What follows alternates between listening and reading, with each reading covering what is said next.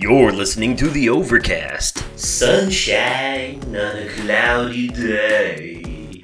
Part of the Oversoul Gaming channel.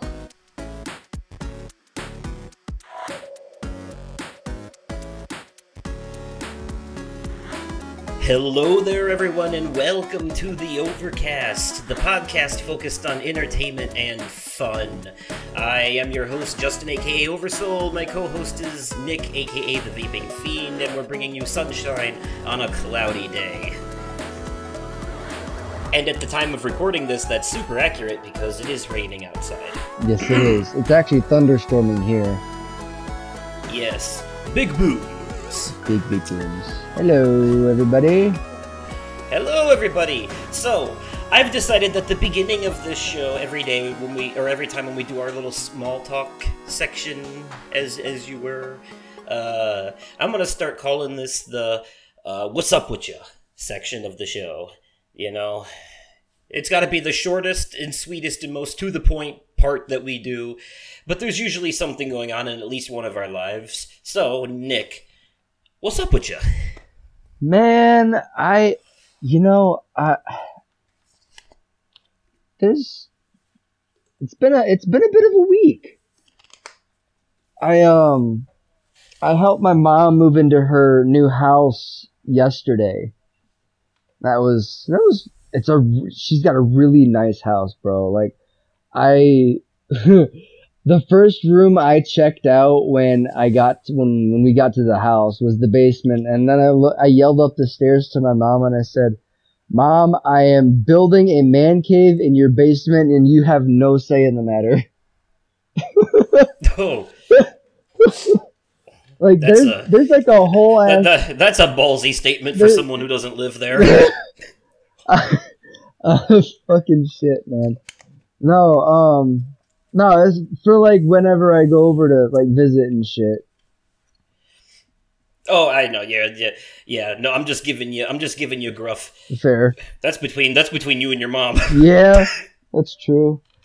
I am taking my daughter to Paw Patrol Live on the 16th, Tuesday the 16th at the Coronado Performing Arts Center here in Rockford. I can't remember the last time I was this excited for a children's event. I'm not excited for the event I'm excited for the event itself because I actually, like, whenever my daughter sits here and watches Paw Patrol, I'll sit here and watch it with her, but I'm more excited to see her reactions. I know she's gonna lose her shit. Yeah, you've told me before that she's a big fan of the cartoon, so I'm sure she'll. Does she know that she's going to this yet, or is it a surprise? Oh, this is gonna be a major surprise for her. Oh, okay. I bet you can't wait to see that. I absolutely. It's gonna be a memory for the books for sure. Okay.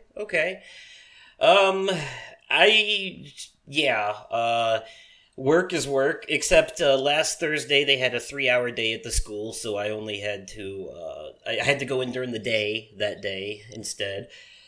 And normally I hate working during the days. In summer I'm going to be working during the days, so that's going to be hell. There's going to be like 10-hour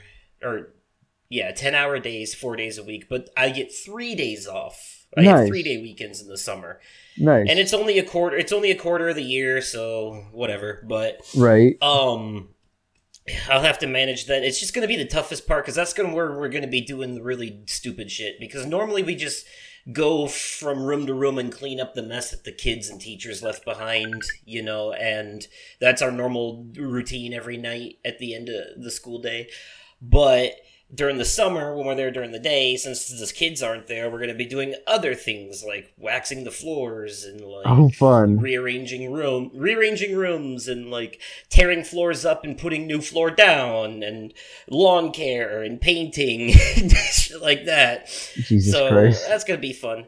But last Thursday was a little bit worth it to be there earlier because they had free food for all the faculty, which Nice. technically am as a custodian. It's really weird because I have a little bit of an imposter syndrome thing going on, because I'm like, I'm just a custodian. Do I count? Am I allowed to get this food? Like, I questioned it for a minute in my head, and then somebody asked me, they're like, are you gonna get some food? And I'm like, well, I guess I am then. Nice.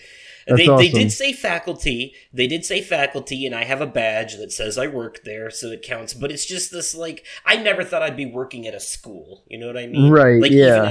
even as a janitor, which, people sleep on janitors. Like, you'd think it's like the lowest job there, but honestly, I think we get paid more than the teachers, which is sad. Right. Possibly. The food that day that they gave us, we had pizza, we had like a pasta salad type deal. We had somebody had made like cookie brownies and like carrot cake and pumpkin bread and stuff like that, and we had that, and there was a big garbage bag full of Mrs. Mike's potato chips, which is like our version of Mrs. Fisher's out here. You're making me hungry, bro. Yeah. So that was really good. I really that was worth it, I guess. There, I'm like, oh, I didn't even have to bring lunch today. So that's awesome. And I got to take home some leftovers, because custodians usually do. Nice. Twice now. I've taken home some pasta salad and some cake. Nice. And I think one time I took home some hot dogs and chili as well. That's awesome. So I feel like that's a good segue for us to jump into the media corner. Yes. Such a pleasure to finally make your acquaintance, Mr. Kennedy. Who the hell are you? All right, everyone, welcome to the Media Corner, the part of the show where we talk about the things that we've watched or played or listened to or read or whatever lately, or the news in the entertainment industry that caught our attention. Nick, what you got for me today? I recently watched the new Scream movie, Scream 6. It's on Paramount Plus, and holy shit, this movie is next level. Like, there was a lot of kills in this, and it's more intense. I don't want to get into any spoilers, but I will say there's some twists that will make you think, wait, what? Spoiler alert, people die. Yeah. What? In a slasher? No. But no, that's all I got for Scream 6, because I don't want to talk about it too much. Okay. The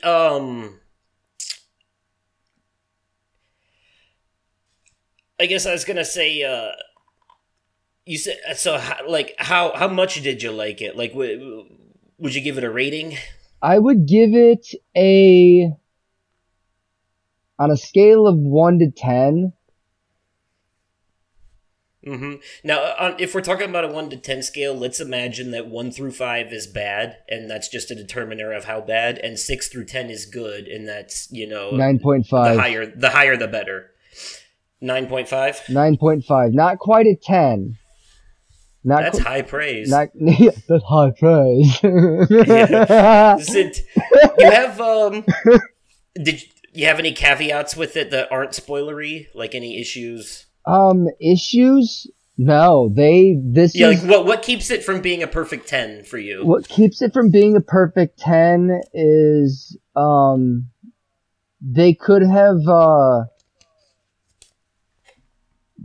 had at least this is just my personal opinion. They could have at least had one more like legacy character in there that wasn't in there. Okay. It was rumored that he was in it, but I'm not going to say who. I'm pretty sure our listeners, if they're as into the Scream series as I am, I'm pretty sure they could figure out who it is. Okay. I'm pretty sure some of them know who it is. I know for a fact some of them have seen it. So, All right. Okay. All right. Well, I very recently watched, just out of curiosity and on a whim, I decided to watch the Bob's Burgers movie. Oh, that one's good. I loved it. Yeah, it was enjoyable. It Yeah. really was. I wasn't expecting it to be as good as it was. And, I would call it decent.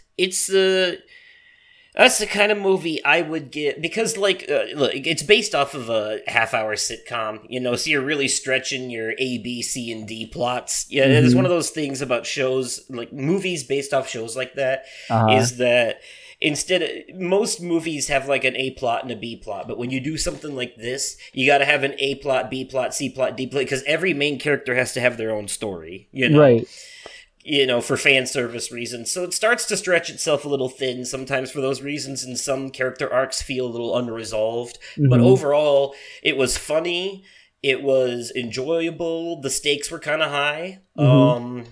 That's something I've noticed in a lot of movies lately. They're starting to get better at writing high-stakes situations that feel believable and like an actual danger to the characters, because so many movies, games, shit like that all have the main protagonist usually has plot armor, and you know that the good guys are gonna win and the bad guys are gonna lose, and and stuff like that. It's all so cliche, but lately they've been a little more subversive about that kind of stuff, and they've been making the threats feel a bit more real.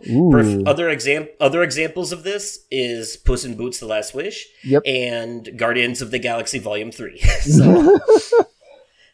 So yeah, so I like that this has been the case, and I'd say the Bob's Burgers movie feels kind of the same way. It's very, it's more of a grounded, like, family problem type, financial issue, but still. Yeah. But overall, I would give that movie, like, because it is what it is, but I'd give it a 7 out of 10. 7 out of 10, okay. That's a passing grade. That's a C plus. That's a C plus. Yeah. That's a C plus. Yeah. I'm not gonna harp on it. It's not a bad movie. It's just it's not a perfect movie either. It's an okay movie. It's a nice fun romp to turn on in the background when you're cleaning or something. You know what I mean? Yeah. So, what else you got? I was scrolling through my my suggested videos on YouTube, and I came across a trailer of a video game that I have loved since the PlayStation 2, and that is Gran Turismo. Now it says it's based on a true story, and it's not, the game is just the game. The game is itself. But there was a kid that was really good at the game, and he gets to actually race in an actual race car. That's pretty cool. It's a PlayStation Studios film, and with the fact that they got the gaming studio involved with a true life story, a real life story, is just awesome. Because there's bound to be like plenty of like PlayStation logos in the movie, or just having to do everything having to do with the video game itself. Okay, I saw the trailer for this for the first time when I saw Guardians 3, and I didn't even know it was a thing. Neither did I. Saw that trailer. Yeah, neither did I. But, I although no, I think you did send me an article about it, but I hadn't seen a trailer or anything like that until I went to that movie. I think I sent you the trailer. Did you? I sent you the trailer. Okay, and I must have meant to watch it and then forgot. And then when it came on at the beginning of the movie, it's all good. So, yeah. And what's interesting about this is that this is going to fall under the category of video game movies because it's a PlayStation Productions movie. And absolutely. It's Gran Turismo. They're using the game's logo and title for the movie, but it's not a movie that takes place in the video games universe. It takes place in the real world, where the video game exists as a video game, like our world. It takes place in our world. Yes, exactly. That's what I was trying to explain. Yeah. It's gonna be interesting for sure. Yeah, it actually looks pretty interesting, and I'll watch anything David Harbour's in, because he really enjoy him as Jim Hopper in Stranger Things, so. And the Red Guardian in Black Widow. Yeah. Okay. I do have another thing. There is currently a writer's strike going on in Hollywood, and this is due to streaming. This is because streaming services have increased revenue, and the way that things are being pumped out at the speed they are these days. The writers feel like they deserve to be paid more, which I agree with, honestly. I think they do. Especially with some of the stories that they're coming up these days. I literally just said it. They're starting to write better stories in some of this content. They need to pay these damn writers. Okay? Like, you don't have a writer, you don't have a story. Exactly. So I agree. I agree with this strike. The only downside, but it's a sacrifice I'm willing to make for the betterment of these employees' lives, is that this is going to have an effect on the production time of some of your favorite shows and movies and stuff. Yeah. This may cause delays in things that have yet to start production. I'm really hoping it doesn't affect Manifest. Manifest is already gold, in meaning that it's already been recorded and finished, and it has a release date. Okay. So I don't see it affecting it unless they haven't finished every episode. The only way it would affect it is if they haven't written every episode, because this is a writer's strike. That's fair. Now, the things that it has affected, though, immediately affected SNL, because that's a live show, and they write that on the weekly. So the writer's strike affected SNL, and it's gone dark. They had to cancel the upcoming Pete Davidson hosted episode. Damn. And now they're just doing reruns. Yep. Damn. Talk shows like Jimmy Fallon and whatnot. Obviously, Jimmy Fallon said that he was gonna. He said that he was gonna continue to pay his staff because the show must go on. Yep. Yeah. So I was gonna bring that up, but I used him as an example of talk shows in general, but like Seth Meyers and all them. But Jimmy Fallon did say, and bless his heart, that he's gonna be paying his writers, which is good. He's a good man. But yeah, this definitely will affect some of the daily and nightly talk shows, especially the nightly ones. Usually those are recorded ahead of time during the day. The night that the day that they air, like they record them during the day and then air them later that night. Yeah. So that's gonna have an effect on those, and we might see it affect some of our favorite shows and whatnot moving forward. But it's for a good cause, so I'm not gonna be entitled and complain about it. Right. This needs to happen, and frankly, there are a lot of other places and companies, and there are a lot of workforces that should be doing the same thing, is what I'm saying. Absolutely. A lot of people that could benefit from going on strike, but unfortunately it's not always that easy. But I wish the best for these writers. I hope everything gets figured out for them. A bit of an update on the news on all that from what I can say.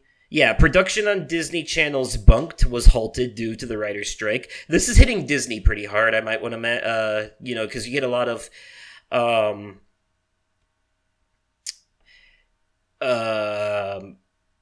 Disney is demanding that their showrunners continue to work during the writer's strike. So even though the writers are on strike, their showrunners are still going to continue to work. So I don't know what that actually means for their shows. to be completely honest with you. I don't know. But... Oh, okay. They're saying that they're demanding that writers must perform non-writing duties and may have to act against their guild's own mandates during the writer's strike. Which means what? Disney and Warner Brothers Studios sent out a letter to showrunners employed by its various studios. The purpose of the letter was to remind the writers and producers on strike that they are still contractually obligated to perform their non-writing services. Which is even though they're on a writer's strike, which means that they have more than one job. Some of these writers aren't just writers. They're also like showrunners and stuff like that. And even though they're on a writer's strike, they're still contractually obligated by the contract that they signed to do their other parts of their job. That makes sense. Yeah, it also muddies things. It complicates the hell out of it. It really just feels like Disney and WB found a loophole to try and like stop them from spending their time striking by making them do other jobs. Yeah. You know what I mean? They're just interfering with the strike is what it really feels like. I understand contracts and all that, but this feels dirty and underhanded. If I'm being completely honest. Very. So that's... I know business has got a business, but that's, yeah. It's unfortunate. It is. Look, I hope the writer's strike works in the writer's favor. I hope they can negotiate better pay and all that, and I hope I seriously do. It needs to, this is a problem that should be fixed for sure. Yeah, so most definitely. I wish them the best in their endeavors. Yes. All right. You got a third thing for me. Yeah, I just started watching the Mandalorian Season 3, and, I like that it's like a redemption to, his redemption, revolves around his redemption to, from the end of the last season when he took his helmet off. Yeah, I haven't finished the season myself. It's a pretty good season. I've got 2 more episodes to watch. But yeah, there's definitely a story gap if you haven't watched the Book of Boba Fett, because there's one episode of that show that's basically all about the Mandalorian. Okay. And it takes place between seasons 2 and 3. Okay. Yeah, I didn't watch the Book of Boba Fett.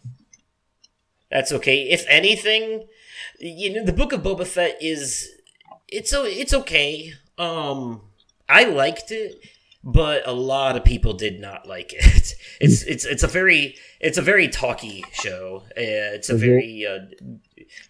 Boba Fett is kind of like he has to do a lot of leader stuff. He's like a ruler of a place. It's Star Wars politics and shit. Gotcha. Okay. But and a lot of it is like him sleeping in a bacta tank and like flashbacks to his time with the Tusken Raiders and shit. But I don't know. I didn't think it was bad as everyone else said. You know how the internet is these days. They like to go off about everything. Yeah. So, sometimes it's hard to tell what's legitimate criticism and what's over-exaggerated hyperbole, Yeah. So, I didn't think it was as bad as everyone said it was, but I also said that about the Eternals, and people have been giving me shit ever since, so... The worst movie in the MCU is Thor: The Dark World. Everyone else can say Eternals all they want, but it's... I enjoyed Thor: The Dark World. I didn't say Love and Thunder. But, anyways, I forgot what the hell we were talking about. But my third thing is X, a horror movie. Oh, yeah. It's about a group of youngins, old enough to do adult films. Can't say the P word on YouTube. No. They're old enough to do adult films, So they're not teenagers, quote unquote, like in most horror movies. Also, I didn't realize one of them was played by the rapper Kid Cudi. Yes. One of the actors. Yeah, that's okay. That made sense later on. But anyway, so they rent out this like house on this farmland from this old couple to stay there, and they weren't very upfront about their intentions when they called ahead of time. And they're there to film adult films. And once the old couple starts to find out what's going on, what they're doing, they don't take too kindly to it. And I bet not. And a slasher type gore fest ensues. Alrighty. So, yeah, it is very interesting, but this is also a very weird movie, and it's from A24, who are the fucked up masterminds behind some of the most weird shit we've seen lately. They have such a weird vibe to them, but they've done movies like Midsummer, Hereditary, Bodies, Bodies, Bodies. I did see Hereditary. I'm trying to think. Yeah, God, this company is weird. They do weird movies. And this is a weird one, too. It's a very weird horror movie, but I liked it. There's a lot of stuff in there about, like, depression over changes of time and, like, sexual repression and people discovering themselves.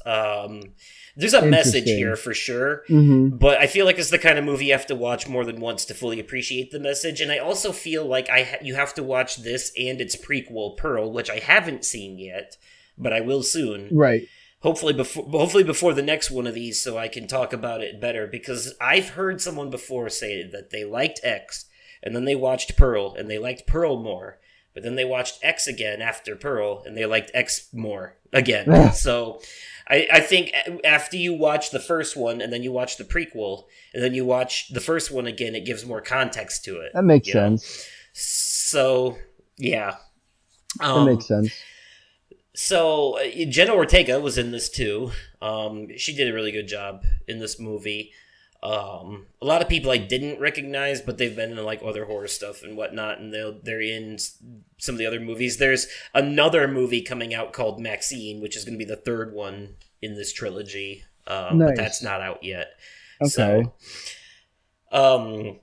So yeah, very interesting movie, but also be careful who you watch it around. I mean, not just because, I don't mean like kids. I mean, keep it away from kids because it's a horror movie anyways, but I mean, in terms of, there are some parts of this movie that are basically, you're watching the filming of the adult films happening, and it could be a little awkward if you're watching it with the wrong group of people. You know what I mean? Yeah. So, I would just say, some caution going into this one. It is not safe for work. Nope. And I don't mean that from a blood perspective. They're gonna, if you try to watch this movie at work, they're just gonna straight up think you're watching something on an adult's website. Yeah, no.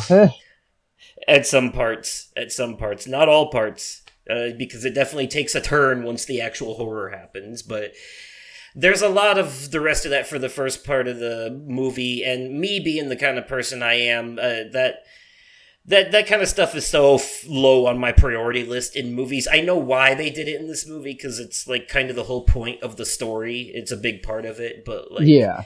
I don't need to see it as much as they showed it. After a while, it becomes gratuitous, and it really just kind of like takes me out of it. I want it to be like, it makes me want to fast forward it. Fair enough.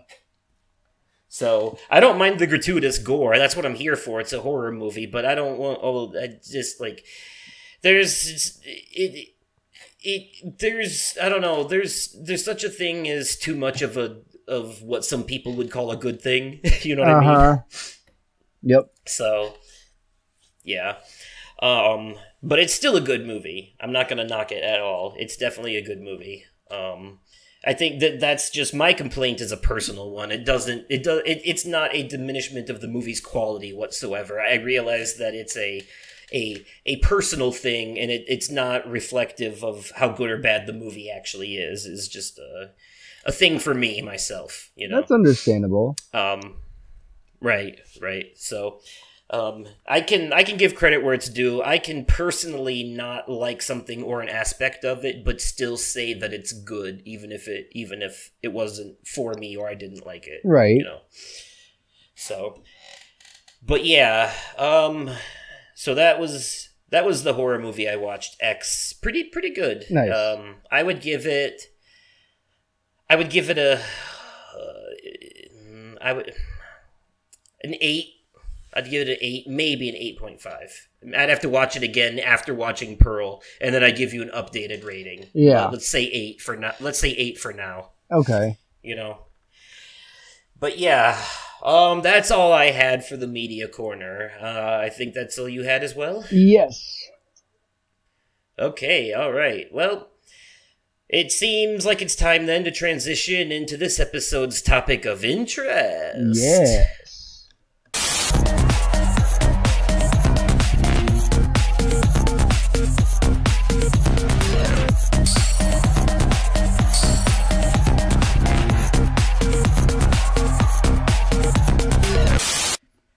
All right, everyone, welcome to this episode's topic of interest. This topic happens to be remakes, remasters, and reboots. Yes. Now, sometimes I feel like people get the three confused, so let me clarify real quickly. A remaster is a spit-shined game or movie. Usually it applies to games. Movies too, technically. So a remastered movie is when they take an old movie from VHS and they put it on Blu-ray and give it vibrant colors and shit. You know, but they don't change anything else. They just make it look better.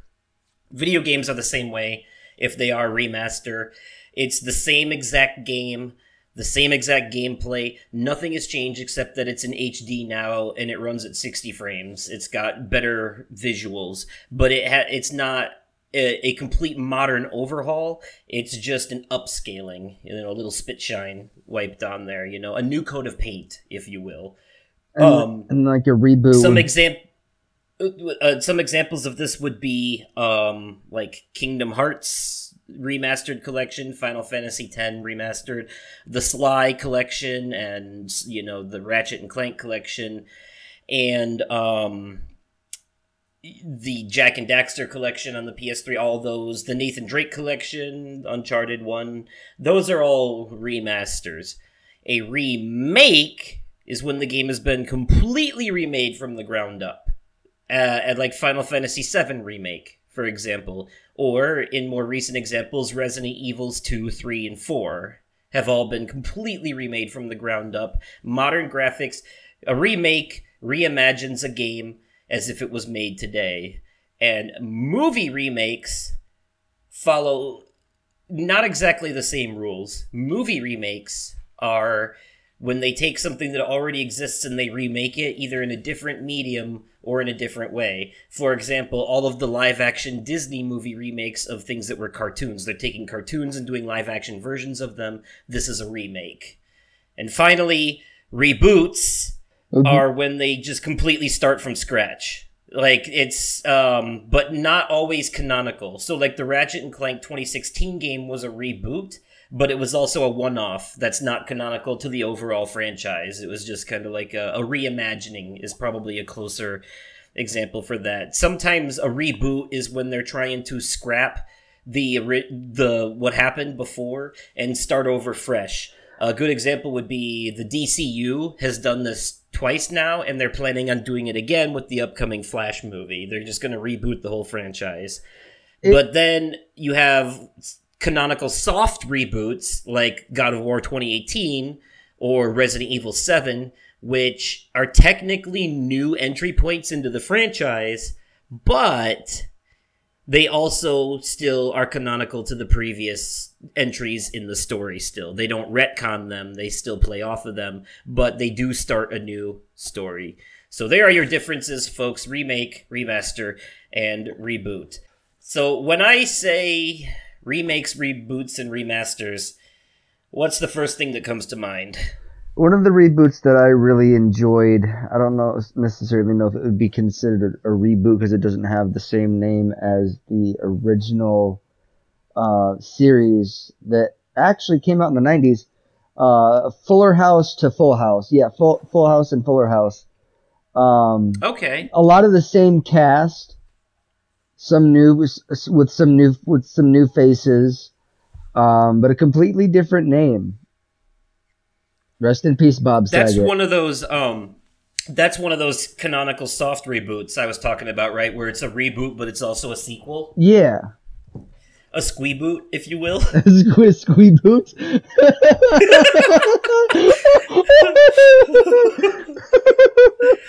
Oh shit! Yeah, when you wax your boots, they go squee. Okay, well, that was dumb. That was funny. So yeah, we might as well just if we're gonna start off on reboots, then we can't ignore the phenomenal God of War 2018 soft reboot. No, definitely not. I think out of the two that that they've put out since the 2018 reboot, I think Ragnarok. Even though I haven't finished it yet, I think Ragnarok is my favorite out of the two. Hard agree. Definitely hard agree with that. And I'm not going to get too into it here because I know some people haven't finished Ragnarok, and I did a whole episode with my brother. Yes, you did. On that game. Yes, you did. But yeah, that was this truly phenomenal game. So those are among the best. So we're talking about the good ones right now. The Ratchet & Clank 2016 reboot, albeit basically just a excuse to sell it as a companion to the movie that came out. It's still a pretty solid game. It was a reimagined version of the first Ratchet & Clank game, the very first one ever that came out on PS2. But not only did they reimagine that story, but they added some stuff to it. You know, Dr. Nefarious had a bit of an earlier appearance than he did in the original trilogy. Was this and I enjoyed that. I enjoyed getting like more of an origin story for him in that game. Yeah. He's one of those villains that you just love because he's so wacky, you know. And there's been a lot of Ratchet and Clank games between them, Jak and Daxter, and Sly Cooper. Ratchet and Clank's the only one that's still really going. You know? Yeah, true. And they just had a phenomenal entry on the PS5, Rift Apart, which was one of the best games that came out that year for sure. I have not played that one yet. Oh, you've got to play that game. Oh, you've got to play that one. It's so amazing. It's a really, really, really good one. It is the first true Ratchet and Clank sequel that we've gotten since the last PS3 entry, which was Into the Nexus. Okay. Rift Apart is on my wish list. Oh, yeah, definitely. Definitely. I would say, well, I know you've said before that the cloud streaming doesn't work that well for you with your internet, but if you ever get like a way to like wire it up, maybe just buy like 100-foot Ethernet cable or something off Amazon. It's not even to be able to do that. I have the Essentials package, and I only get like 15 megabits per second on my internet. So it's not. Okay. It's not. I mean, it's strong enough for me to do online gaming, but not like. And I can stream movies and stuff, but as far as like streaming a video game, it cuts out.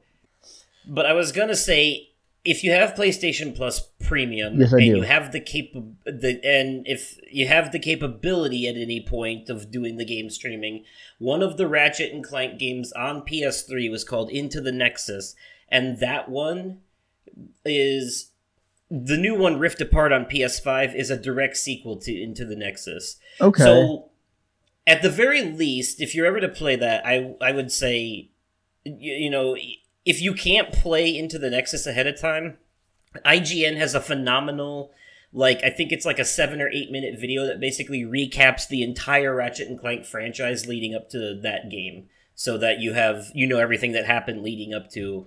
I might end up watching that anyways, because I've only played a few of the Ratchet and Clank games. I haven't played all of them.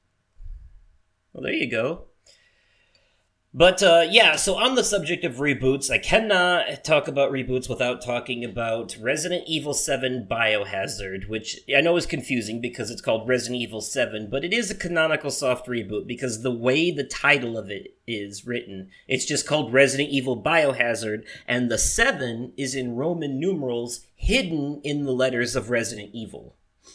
They have it, like, highlighted in yellow. So you can see where it's at. Resident Evil Village does the same thing. They don't call it Resident Evil 8 Village, they just call it Resident Evil Village. And the 8 is in Roman numerals hidden in Village. Nice. So, VILL, there's your... Because VII is 8 in Roman numerals. So... Yep. No, VIII, 3 I's.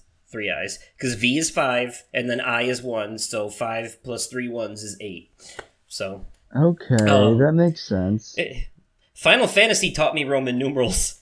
Because you know how they're all titled. They're not titled with an actual number. It's like VI, IV, X. You know, those are numbers. Yeah.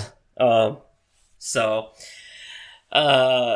yeah. So yeah, Resident Evil 7. Not only was it a true return to form for the franchise because they had stepped away from horror for a while with 5 and 6 and started doing more action-y stuff, like way over the top nonsense, and not a lot of people liked 6 very much. Some people did, and I'm glad that they had a good time with it, but the majority of the fan base, from what I can tell, was not happy with 6. So Resident Evil 7 went back to their horror roots, but also mixed in a little bit of a modern horror vibe as well, with the first-person perspective. Nice. And some moments of helplessness. And they introduced a new Resident Evil game engine called the RE engine, specifically for 7. And since then, every Resident Evil game that they've been remaking... you see what I'm doing here? This is called a segue.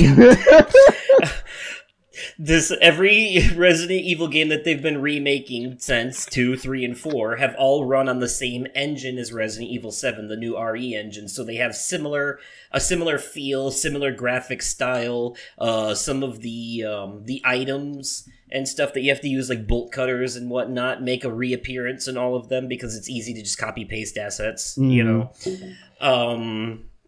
But Resident Evil 7 was also like my true full AAA game VR experience, like a full 8 or more hour game in VR, because up until that point a lot of the VR stuff had just been like short indie games or like tiny experiences that only last like 10 minutes or these indie games only last like 2 or 3 hours, you know, stuff like that. Or you had like Until Dawn Rush of Blood, which was maybe a 5-hour game at best, you know, and most of it was literally on rails, so you weren't really in control of how fast it was done. But Resident Evil 7 was a full-fledged AAA blockbuster game, you know, like up there with the likes of Uncharted and Call of Duty and Assassin's Creed and shit like that, you know, we're on. So, and this game was start to finish in VR compatible. You know, you didn't have to play it in VR, but it was VR compatible. And even if you played it without the VR, like, you know, just played it normal, you could tell it was meant for VR as you were playing it, you know, just by the graphic style, you know, and like the camera bobs and stuff like that. Like, you could tell. And man, I had such a hell of an experience with this game, you know, looking over my shoulder, peeking around corners and stuff. It was immersive. I bet. And so, yeah, it still stands out to me as one of the best reboots that I've ever played, even though it's a canonical soft reboot, not like a full-on reboot. Right. But it was amazing. And then they went back and they remade 2, 3, and 4 and made them a little more horror focused. And these games are full-fledged, from the ground up remakes. They are remakes. They are, because these were PS1 and PS2 games, you know. Right, yeah. You know, and the 2 and 3 were PS1 games, and they had like blocky graphics and polygons and stuff, and they had like fixed camera angles and tank controls and stuff, and they completely remade them as third-person action and like horror games, you know, with modern graphics and stuff. Yeah. God, it's fucking phenomenal. They are so good. In Resident Evil 2 Remake, Mr. X is basically hunting you around the police station the entire time. Like, as you're trying to solve puzzles and go back and forth between this floor and that floor, he is relentlessly coming for you. And in Resident Evil 3, same thing, but Nemesis randomly pops up every once in a while to make your day a living hell in that one. And these things just...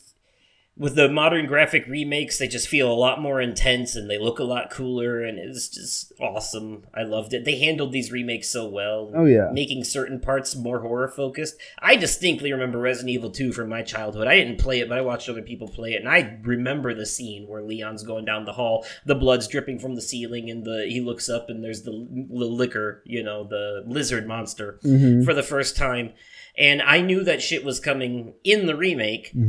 And they introduce it in a similar but different way, so it still kind of gets you, and, like, I really appreciated that. Nice. Gotta give them credit, man. They've been knocking it out of the park with these remakes. I finally finished the Resident Evil 4 remake recently, and it was absolutely phenomenal. They cut everything that needed to be cut. They left in everything that needed to be left in, and they added some more, and it was...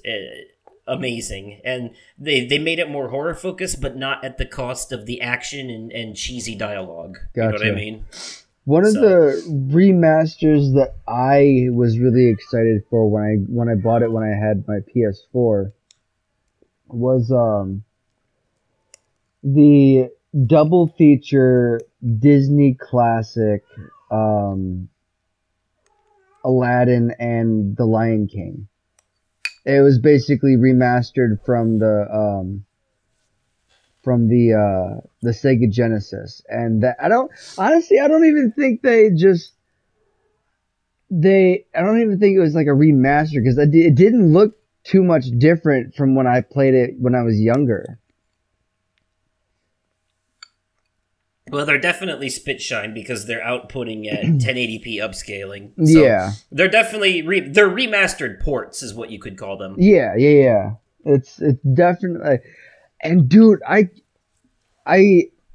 was never able to even remotely come close to beating these games because.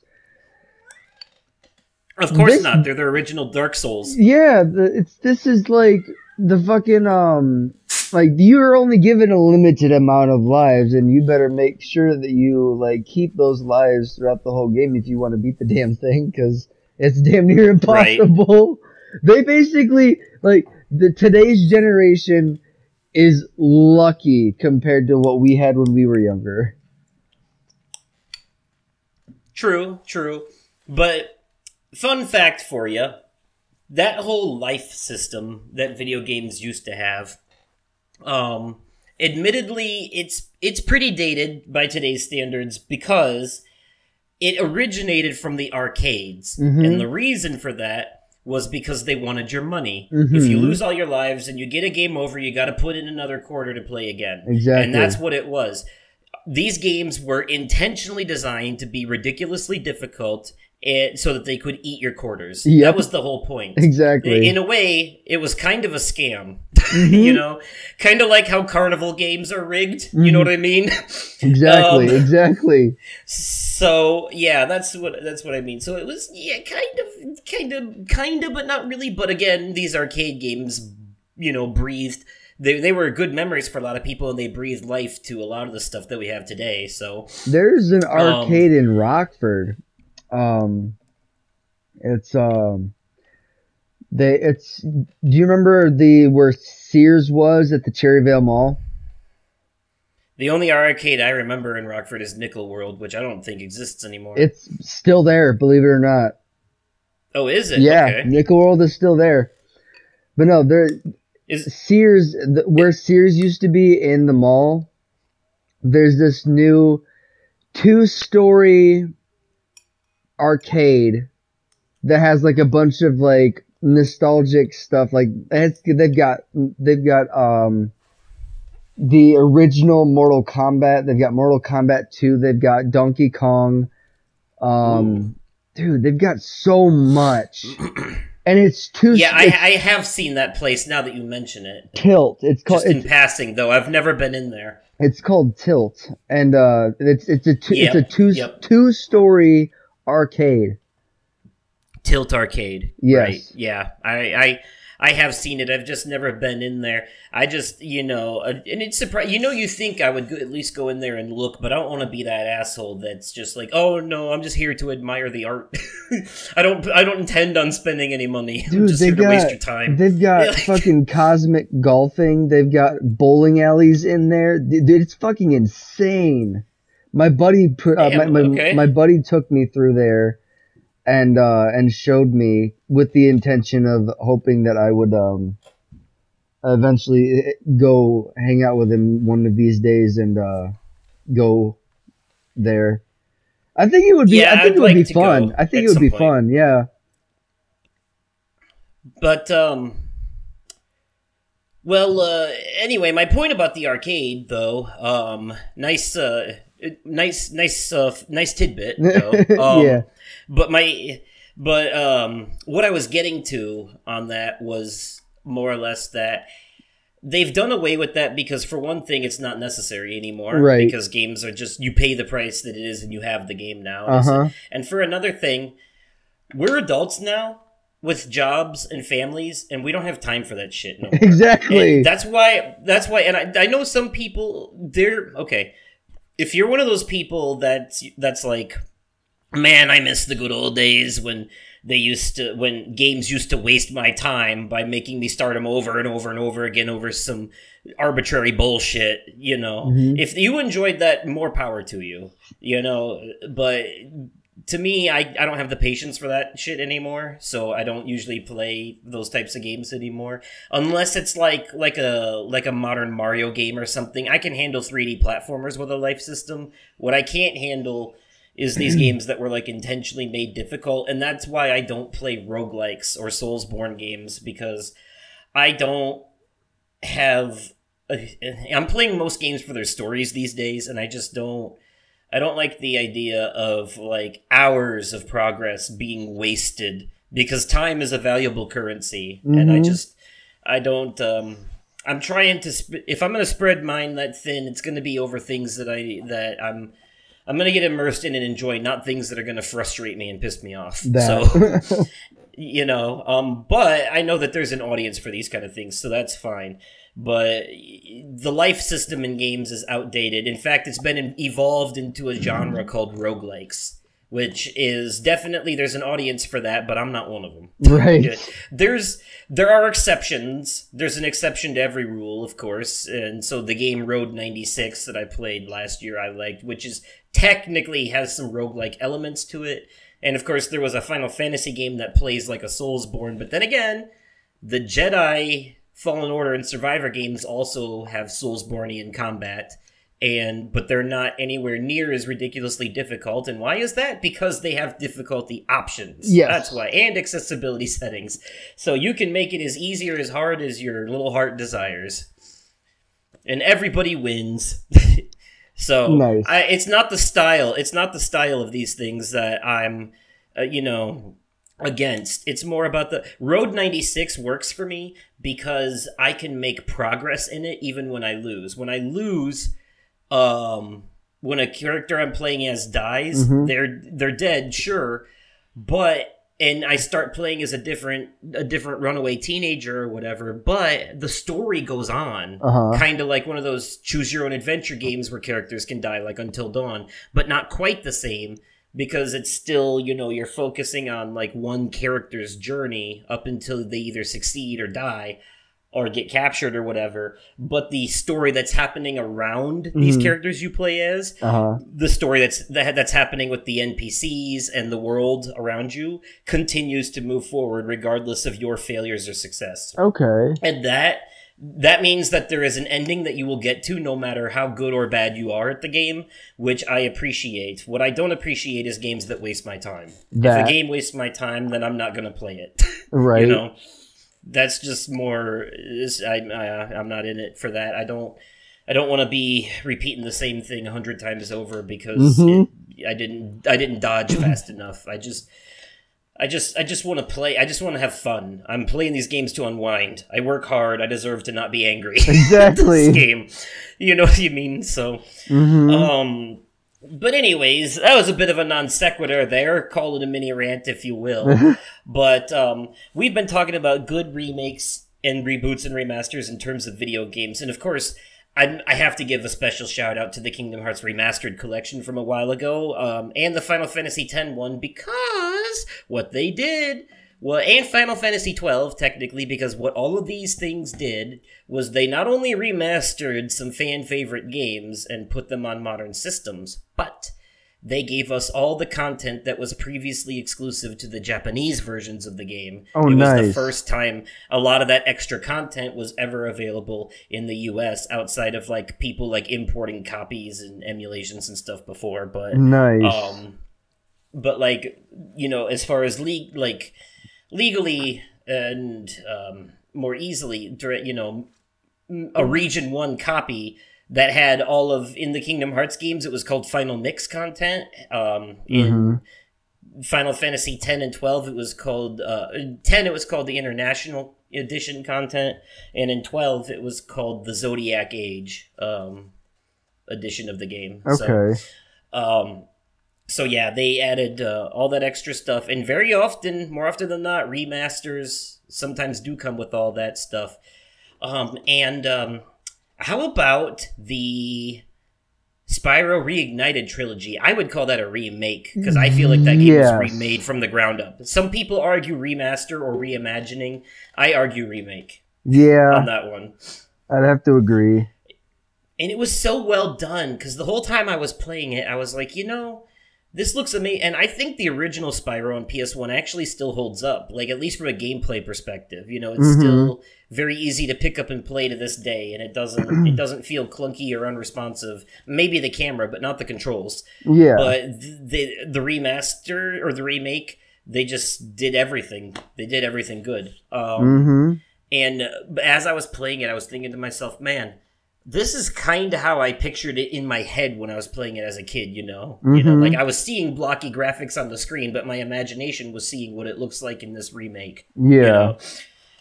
It felt familiar even though it looked better. Man. Absolutely. And we got the Final Fantasy VII remake last year, and we're getting the next part of that, because they cut it into 3 parts, because the original Final Fantasy VII on the PS1 was 3 discs long. Really? You would finish one part, and then it would say, please insert disc 2 to get to the next part of the story, because that's just how goddamn long the game was, you know, big open RPG. It was way ahead of its time, you know. It was so ahead of its time. And remember, PS1 discs were CD-ROM, like what we used to listen to music on. So they did not have a lot of space to work with. No. And then PS2 games were DVDs, and PS3 games were Blu-rays. That's what it's been since then. Now they're dual layer Blu-rays. Fuck. Try to say that 5 times fast. Goddamn. So, but yeah. So the 7 remake, they're cutting it into 3 different games because it represents the fact that it was on 3 different discs, and they're kind of following like a different, it's more of like a reimagining, because it's got like, it takes place in a different timeline. But it's still really, really good. What I've played so far, it only goes up until they leave Midgar in the first entry. And I'm excited to see where they go with the next one coming out later this year. Any other video game remakes or reboots or remasters that you can think of that were like that you really enjoyed? The good ones. I haven't played this one yet, but the Crash Bandicoot. Oh, the Insane trilogy? Yeah. I haven't played it yet, but I definitely want to. Because I enjoyed me some Crash Bandicoot back in the day. I will say, you will find that the second and third game in that collection are both very well done, but the first game suffers a little bit from being caught up to the other two.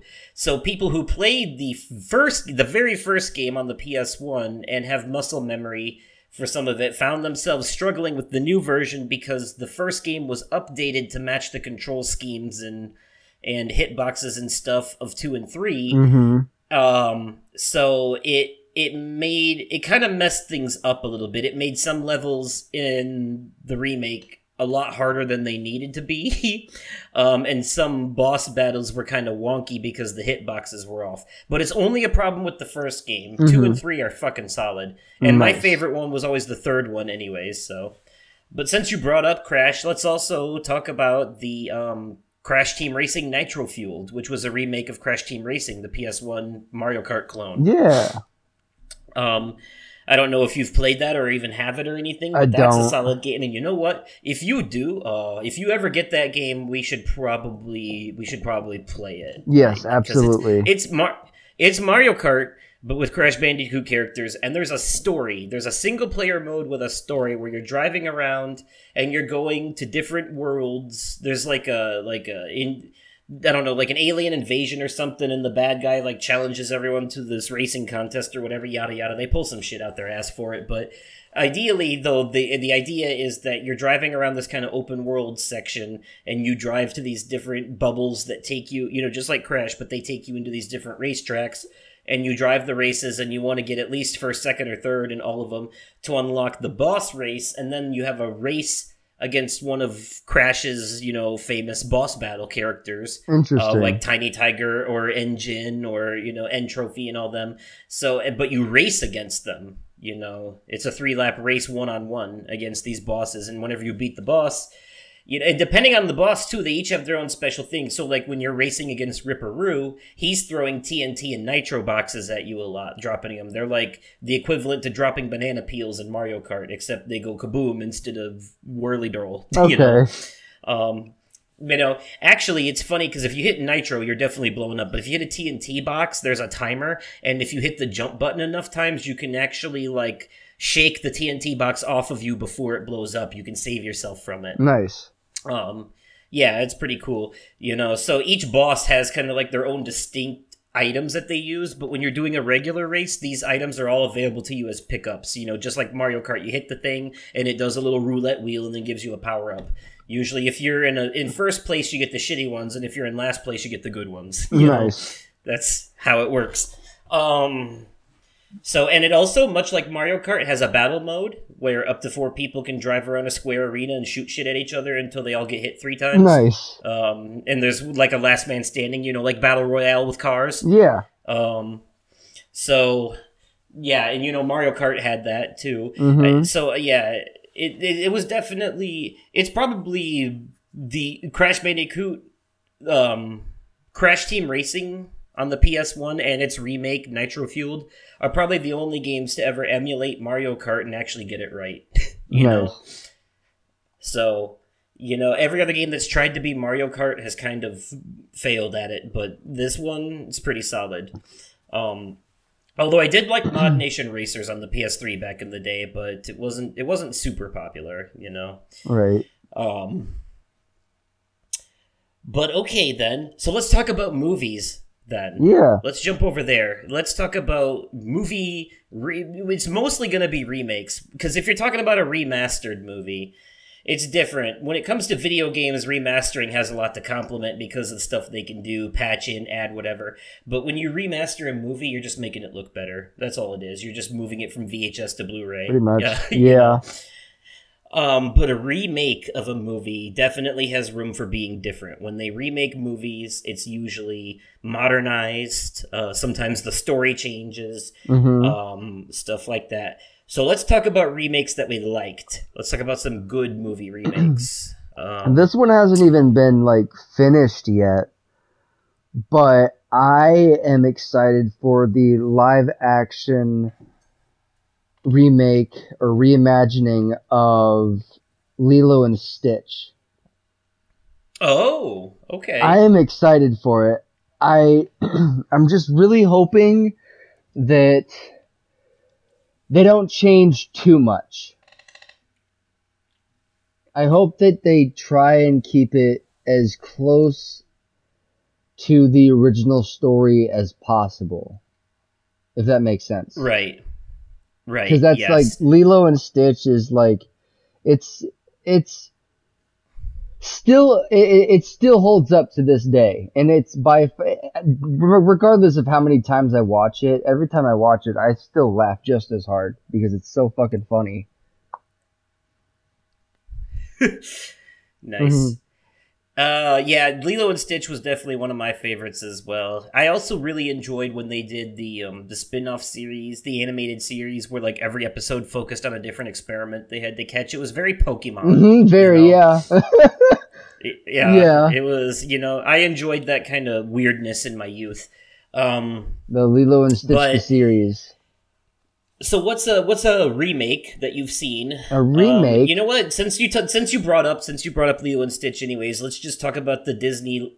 Let's talk about the Disney live action remakes, but specifically the ones we liked. Okay. Which ones have you liked so far? So far, I liked the Lion King. Okay. I liked the Lion King. The Pinocchio. I was lukewarm on that one. Yeah. I didn't hate it, but I didn't love it, but I didn't hate it. Let's see. The Pinocchio one, that one got dark real fast. Darker than the actual animated the original animated film. Like, holy shit, did that get dark. Are you talking about the live-action one that was on Disney Plus, or are you talking about the Guillermo del Toro one on Netflix? No, I'm talking about the one that they did on Disney Plus. Oh, okay. Because I was going to say, I heard that one was pretty bad, but I heard the Guillermo del Toro one was really good. It was the one that they did up for Disney Plus. That one got dark. Okay. Yeah. It's definitely worth a watch if you're willing to let your childhood be ruined. I was going to say, can't comment, haven't seen it. I don't know, but I did watch the CinemaSins video for it, and I felt like they pretty much captured everything that was wrong with it. Okay. So I was like, oh, okay, so this is what pretty basically everyone said. Yeah, okay. So, fair enough. I liked Beauty and the Beast, yes. The one with Emma Watson. Yes, absolutely. That was another was another one that I was going to bring up, but yeah. And I actually enjoyed the stuff that they added to it as well. Yes, absolutely. I liked her extra backstory and all that. I felt like it enhanced the narrative rather than ruin it. Right. I liked that Cogsworth, played by Josh Gad, Josh Gad. Wow. No, Josh Gad played LeFou. That's right. Josh Gad he did play LeFou. I liked that they introduced a LGBTQ character in the movie, and that just so happened to be LeFou. And secretly too, as well, like not like they weren't like in your face with it. It was subtle. Yeah, it was very subtle. It was more about his reactions to Gaston. Yes. Played by Luke Evans, by the way. Yes. Who also plays I can't remember the character's name, but he's one of the main characters in the Hobbit trilogy, Lord of the Rings. Okay. He's the guy that everyone said looks like Orlando Bloom, kind of. Yeah. But yeah. So he looks like Orlando Bloom in Pirates, is what he looks like. Yeah. Yeah, he looks like Orlando Bloom's Will Turner, kind of. Yep. So he was also in the Three Musketeers movie, I think. Nice. As well. Nice. Although I could also now be confusing him with Orlando Bloom as well. But anyways, yeah, I did enjoy that Beauty. But I was also gonna say, Sir Ian McKellen, I think played Cogsworth in that movie. Yes. So, and Ewan McGregor, Obi-Wan Kenobi, was Lumiere. Mm-hmm. If I remember correctly. So yeah, solid cast, really good movie. Like, if you're gonna do a Disney live action remake, keep it true to the source material. If you're gonna add something, make it enhanced. But some of these live action remakes go so far from their source material, and it's weird. Not everyone liked it, but I liked The Jungle Book. I liked it. Yeah, that one was good too. I liked. It's not even in production yet, but I saw a video on TikTok where this guy had legal issues with Disney because his car is basically to the T designed just like Lightning McQueen, and he worked out a deal with them, and they're going to use his car in a live action reimagining or live action remake of Cars. So they're doing Cars 4, but they're going to do it in a live action sense, which is going to be amazing, and I cannot wait to see how they do this or how they pull it off. I kind of feel like, to get away with this, they're probably going to have to set it in the real world, which means that it won't be a world full of everything being car people. It'll be a world where humans coexist with talking cars. Yes. I think I'm excited to see where they're going to take this. I can't wait. Because I feel like it would be too difficult for them to completely remake that in a way that it's the exact same.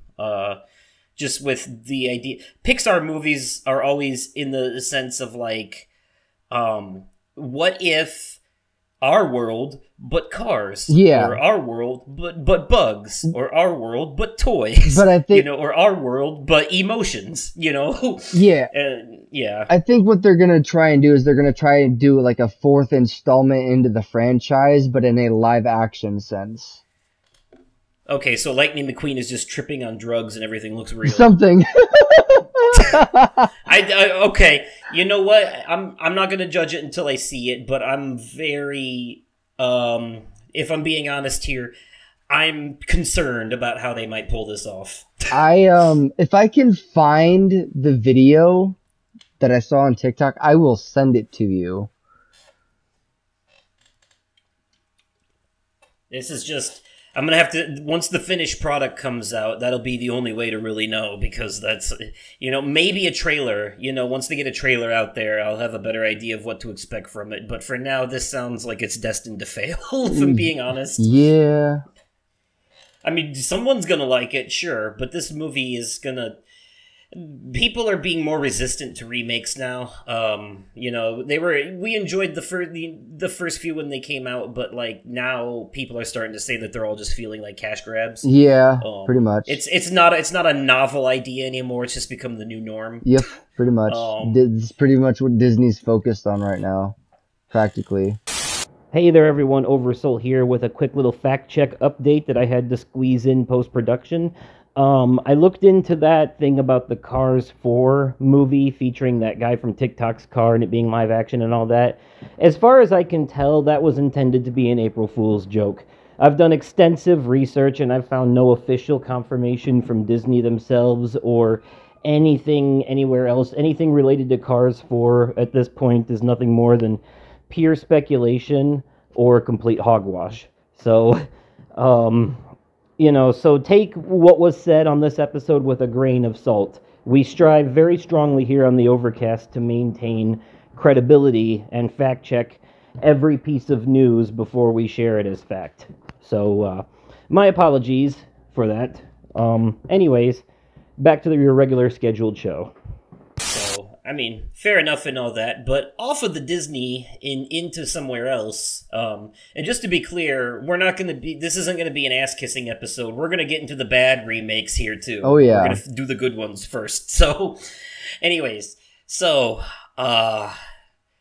what about horror? Horror movies get remade a lot. What are some of the good ones? I remember going to see, actually, you and I went to the movie theaters and saw this one together.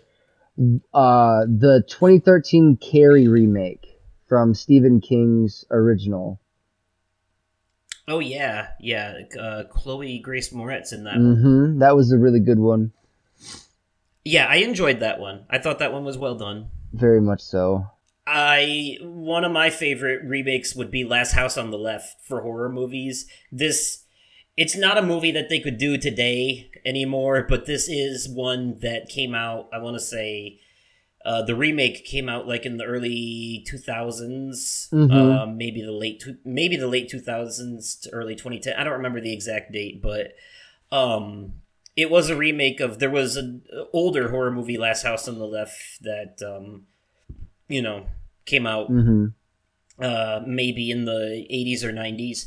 So this was a remake to that, and it was intense. But the way that they go about, man, basically something very unspeakable happens to this girl, and the parents go around getting revenge and basically go on a killing spree, killing the guys responsible for what happened to her. There is one scene where they take this guy's hand and stick it in a garbage disposal, and it is fucking brutal. Jesus Christ. Yeah, I definitely enjoyed this remake. It was a very satisfying revenge story because these people definitely deserved everything that happened to them. Not the girl in the beginning, obviously, but the guys that did the bad thing to her. They deserve everything they got in that movie. Trust me on this. It's a hard watch too, though. It's definitely, some people would not be able to watch it, especially if they've been through something similar. Yeah. But I definitely enjoyed that one. More solid horror remake, in my opinion. Some of them are good, some of them aren't. I think it was the 2013 version of Evil Dead. Because there was the original with Bruce Campbell, and obviously nothing can outdo the original. But you read my mind. The remake was still good. Yeah, I still liked it. They used a lot of fake blood in that movie. Yeah, I think they actually broke records for how much fake blood they used in that movie. The raining blood scene I distinctly remember, and then but the scene that will always live rent-free in my head is the face fillet. So, yeah, there's no getting past that one. Of course, the most iconic image is the trapdoor demon. Yeah. So I can agree with that one. What are some other horror remakes? Because, God, there's a lot of them. Yeah. I haven't seen all of them, but, I know... Pet Sematary, they did that one. They did. Did you see that one? I did, yeah, I did see that one. That was really good. Another one that I really liked was, oh, yes. I wouldn't necessarily say it's a remake, more of a spin-off kind of thing. I don't know. Or even, like, a reimagining. Not even. Spiral from the book of, Saw. Oh, okay. Yeah. It's kind of like a soft reboot almost. It's a spiritual successor. Yes. Yeah, That's what I would call it. I really liked that one. And that was a really different role for Chris Rock. It's part of the extended Saw universe because everything's a fucking universe now. Yeah. But hey, I'm not complaining. I'm one of the reasons that's happened because I love this shit. Yeah. If you consume it, they will make it. Exactly. Or something like that. I don't know. Oh, yeah. Horror, duh. It chapters 1 and 2 featuring Bill Skarsgård as Pennywise. Yeah, I absolutely phenomenal movies. Love the hell out of both 1 and 2. I bought the Blu-ray collection that has both of them.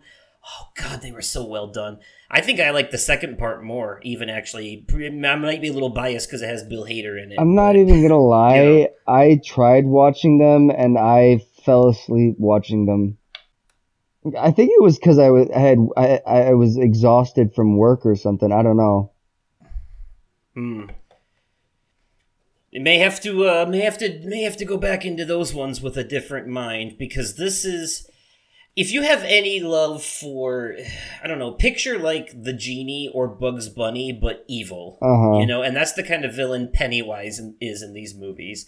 He's like breaking the laws of physics. He's like doing weird shit and like he's shape-shifting into different things, and it's so wacky. It's one of those villains that you just love to hate, you know? Yeah.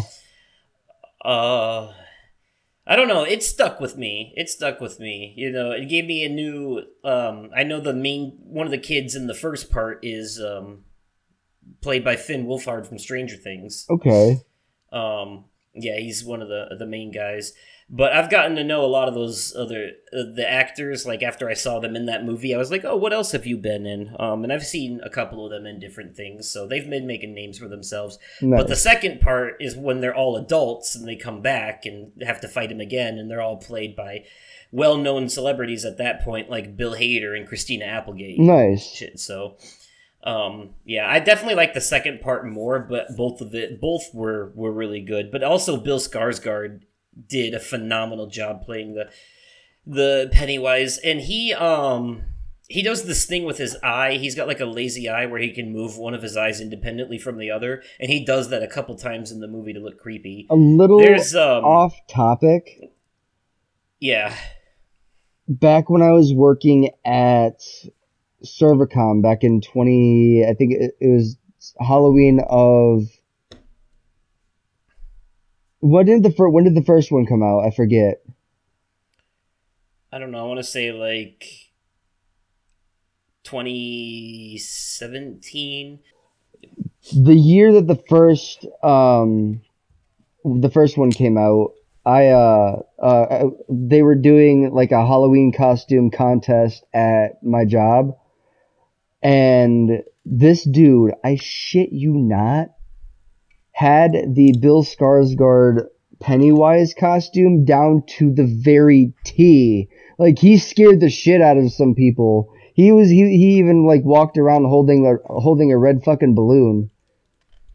That's like awesome. I shit you not, dude. It looked like fucking Bill Skarsgård Pennywise got a job at Cervicom. Hey, when Epic Rap Battles of History did the Joker versus Pennywise, they did a phenomenal job with that.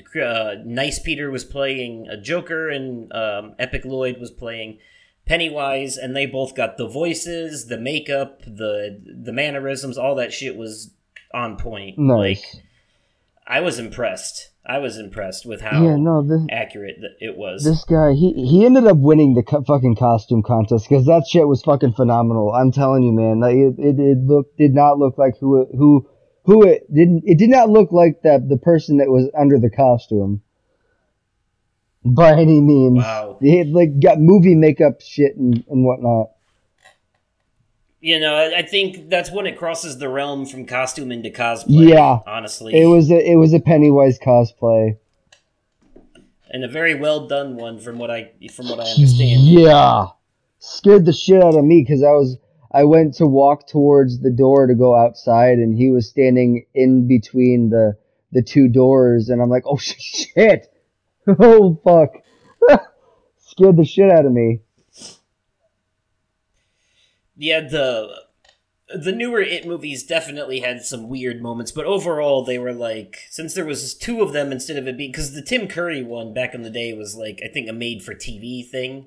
Yeah. And these were like actual like theatrical movies, so they were able to cover more of the stuff that was in the books, you know? Yeah. And obviously not touch on some of the things that were in the books, because there were some things in the books that were questionable. I never Let's just say read the book. Stephen King was high on cocaine when he wrote those books. Fair enough. When he wrote the It book, and there are some parts in it where there's not it. What's the best way to say this? The main characters are children in the first half of the story, and they are participating in a group activity that is well above their age range. As a sort of way to bring themselves closer to each other while trying to escape the sewers. Oh. Yeah. So, definitely something that was not in the movie, and for good reason. Even back then, a lot of people were like, why is this shit in this book? This doesn't need to be here. No. You know? So... Oh, man. All right, thinking of other, if we could, was there, other Any other remakes? Have there been any like that we can think of movie wise, like comedy Um, or even any more horror? Has there ever been a comedy movie remade? I think there has, like uh, Four Weddings and a Funeral. I think they've done that one. there's Um, Death at a Funeral. That was it was Death at a the Funeral. original was made in I think '07, which is a British movie. Peter Dinklage was in the first one too. Was in the original too, and he reprised his role as the same character in the one that had Chris Rock, Martin Lawrence, Tracy Morgan, and all them. So okay, so let's talk about the bad then, Yeah. because there have been examples of video game and movie remakes, remasters, etc. that did not do well, that kind of fell flat. Oh, before we get into this, by the way, I can't believe I didn't mention the Metal Gear Solid HD collection remade back in the day, whatever, yada yada. It was the first time I ever played Metal Gear Solid 3, which is definitely one of like my top 10 games of all time. I So can't when we finally do that, that's definitely going to be there. I can't believe you But didn't bring up anyways, the Dead Space remake. well, the Dead Space remake was good, but it wasn't. I mean, it wasn't super different. They did fix it though. It was better than the original because they made it so the protagonist talks now. He wasn't a silent protagonist. They added some stuff to the story, so it was good. But after a while, I was like, okay, this is I'm just retreading familiar territory. It's different, but it's not different enough that like it's like I'm ready to be done with it now. You know, like it got to a point where I was like, okay, now I'm getting to the part of the game where I'm getting annoyed by the amount of enemies I have to fight and I just want to finish Fair it. enough. You know. Yeah. It didn't happen so much with Resident Evil 4 because in that one they changed enough and kept it like interesting enough and threw some extra surprises in there and stuff to throw you off your game. Nice. So and they have like a whole section where you play as Ashley by herself and have to like sneak around these armored creatures and you can't fight back and all that. And every Resident Evil game now comes with a mandatory stealth horror section just to give you the ooga boogas. They take away your weapons for a little while, they take away your security blanket and make you face your fears for like 10-15 minutes and then you get back into the action. Okay. You know, which I love as a horror fan. I love that they do that. But so bad remakes, games, movies. Let's talk about the games first. First thing that comes to mind is they did an HD remastered collection of Silent Hill 2 and 3 a while back, and they fucking fumbled it. It wasn't. It had a lot of graphical errors. The control.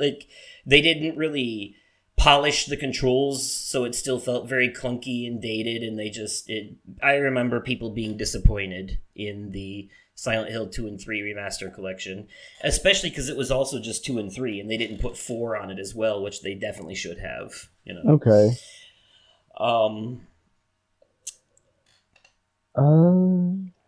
Oh, the Saints Row game that came out last year is technically a reboot of the Saints Row franchise, and it bombed. It bombed.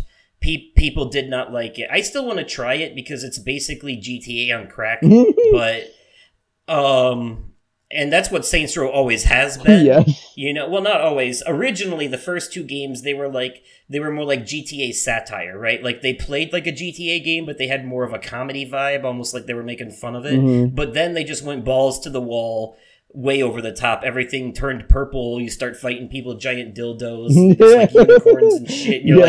You're like flying around the city. Like once Saints Row the Third hit, it was just wacky. They took the filter off and just turned it up to 11 and said, you know what, fuck it. You know. But the Saints Row game that came out last year, the Saints Row reboot, was apparently not very good. People didn't much care for it. It was a very lifeless world. It had the same problem that Gotham Knights does, apparently, where there's a lot of terrain, but not a lot of shit to do in it. You know, the world makes the world feel empty and lifeless. In a world that should feel exciting and full of things to do. Those are 2 examples I can think of off the top of my head. Do you know of any game remakes or remasters, anything that didn't do well or that you were disappointed in? Not that I can think of. I might not have too many for the bad. Well, the movies one might be a little easier. A little bit. But I'm just trying to think in that, remasters usually come out pretty well. I don't usually hear too much disappointment out of that. Every once in a while, you will get people complaining about a remake not being very well done, Yeah. like, but it's not super often, because usually remakes are set to improve the original. I will say, though, that sometimes remakes can be divisive because of the things they change, right? And sometimes they, alienate certain people, but it's not always a bad thing, because some of the stuff that they cut was unnecessary to begin with. Resident Evil 4, the original, had some very misogynistic lines against its female protagonist, and they cut a lot of that stuff in the remake. And there is a certain group of people on the internet who were unhappy about them cutting that. Or people also found in the original that if you turned the camera the right way, you could look up Ashley's skirt. And they removed the ability to do that in the remake, and there were a certain group of people unhappy about that too. Well, but yeah. those are the kinds of things that, if you're unhappy about those changes, I don't think they care what you think. No. Not that. That's not the kind of feedback they're looking for or give a shit about. If they cut that shit, it was for a reason. Yeah. So you would get people complaining about stuff like that, but it's never, never terrible. No, okay, so I do want to critique I brought it up under the game remasters for the good side, but I want to critique this one. The Disney classics for Aladdin and Lion King. They could have easily, because of today's technology, and we basically just bought the game anyways, and instead of making it like a fucking arcade game where they fucking take your money, they could have easily, or no, I wouldn't necessarily say easily, it probably would have taken more time, but instead of making it insanely difficult and only giving you the life system that they did when it was out on Sega Genesis, made the life system work the way it does today. Okay, so this is a good thing, you're saying. I was critiquing it. Yeah, that's the one thing I have to complain about it. Oh, complain. Okay. Well, I just, to help me out here, I just looked up a list of bad video game remakes, and Silent Hill HD Collection is one of the first ones on there, so I was on the money with that. But I had forgot that there's actually some controversy with a couple of remakes/remasters that came out over the past couple of years. One of them is the Mafia games. They made definitive editions of Mafia 1 and 2, and the second one was apparently not very well done as far as the remasters go. And they remastered the original GTA trilogy. Yes, they did. I think, or they did. It was like San Andreas and Vice City and something else. Yeah, Anyways, was, definitive edition. Those apparently came out broken and downright almost unplayable from what I saw from a lot of people. So those apparently were not very well done remasters or whatever either. The more recently, the GoldenEye 007 Reloaded that they put out on the Switch and the Xbox, they had to cut content from both versions of it, and it doesn't make any sense.